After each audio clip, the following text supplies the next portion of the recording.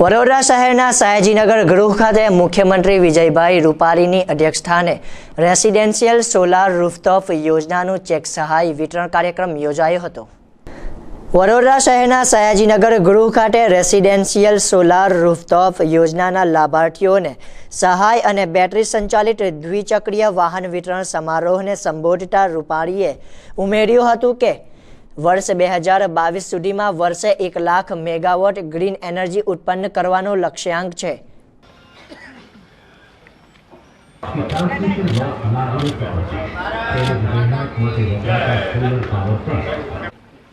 माननीय धारासभ्य Shri principal secretary Shri Haider साहेब के जोड़ायेला सौ उत्पादकों वेंडर्स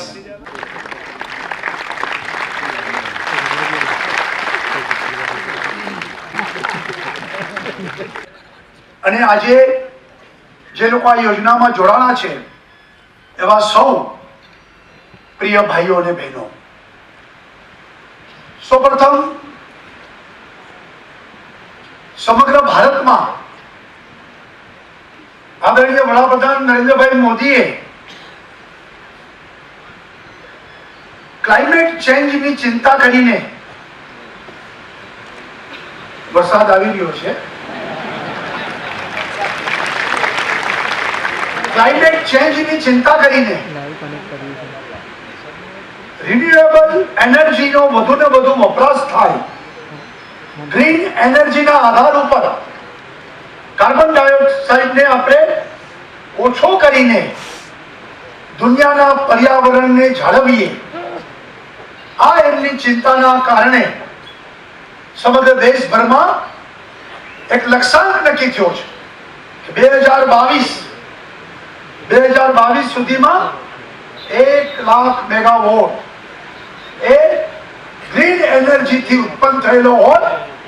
જેમાં સૌર ઉર્જાઓ હોય, પવન ઉર્જાઓ હોય, બાયો પ્લાન્ટ હોય અને અલગ અલગ સાધનોનો ઉપયોગ કરીને પર્યાવરણની રક્ષા થાય અને ક્લાઇમેટ ચેન્જમાં ભારતને કઈ અવળી અસર ન પડે એની ચિંતા કરવામાં આવી છે। અને ગુજરાતમાં તો 2010માં જ ક્લાઇમેટ ચેન્જ ડિપાર્ટમેન્ટ આપણે ઊભું કર્યું અને આજનો કાર્યક્રમ એ ક્લાઇમેટ ચેન્જ ડિપાર્ટમેન્ટના અંતર્ગત જેડાના સહયોગથી આપણે આ કાર્યક્રમ કરી રહ્યા છીએ। આપણે બધાને ખબર છે કે યુરોપ અને વેસ્ટર્ન કન્ટ્રીઓમાં આજ દિવસ સુધી ખૂબ કાર્બન ડાયોક્સાઇડ ઉત્પન્ન થાય એવી રીતે જે ઉર્જાનો ઉપયોગ થયો, હવે એ લોકો ચિંતા કરવા નીકળ્યા છે અને ડાઈ વાતો આપણે સમજાવે છે, પરંતુ આ ભારતીય સંસ્કૃતિએ વર્ષોથી આપણા ઋષિમુનિઓએ આ ઉર્જાનું આપણે જતન કરવાનું કીધું છે અને એમને પણ પૂજા કરવી એટલે સૂર્યનારાયણની પૂજા એ આપણા જીવનનો ભાગ છે। નદીની પૂજા, પાણીની પૂજા, વાયુની પૂજા એ આપણે વર્ષોથી કરતા આવ્યા છીએ। છોડમાં રણછોડ આપણે જોયા છે અને સમષ્ટિનો વિચાર કરીને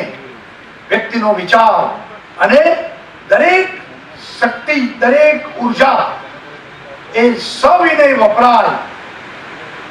વિનયપૂર્વક વપરાય, વિવેકપૂર્વક વપરાય એ આપણે આપણી સંસ્કૃતિમાં ઋષિ મુનિઓએ અનેક વેદની ઋચાઓથી માંડીને અનેક શ્લોક મંત્રોમાં આપણે આ સમજાવ્યું છે અને ત્યારે આપણો ગુજરાતમાં નિર્ધાર છે, કારણ કે આખા ભારતમાં કોણાર્કમાં સૂર્ય મંદિર છે, એમાં આપણે ત્યાં મોઢેરામાં સૂર્ય મંદિર છે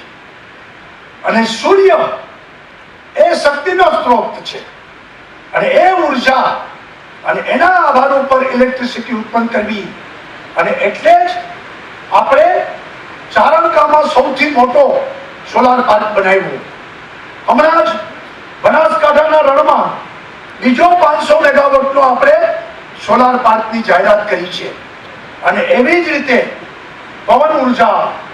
સૌર ઉર્જા અને હવે રેસિડેન્શિયલ મકાનોમાં પોતાના ધાબા ઉપર માણસ પોતે જ આ પેનલ લગાવી